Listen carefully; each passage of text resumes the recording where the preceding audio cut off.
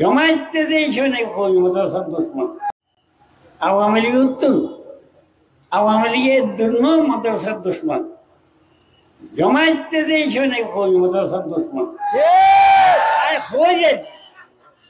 কসম ভাই হইতে আল্লাহ নগর যদি এই ফেরাউন যদি এই হুকুমত কায়েম করে তাহলে দেওবন্দি আলোচনা জামাতের কোনো মাদ্রাসা লাগছে মারা সাহেব এর খোঁজ যে রইব আল্লাহ হামাদক আমিন আল্লাহ হামাদক আমিন।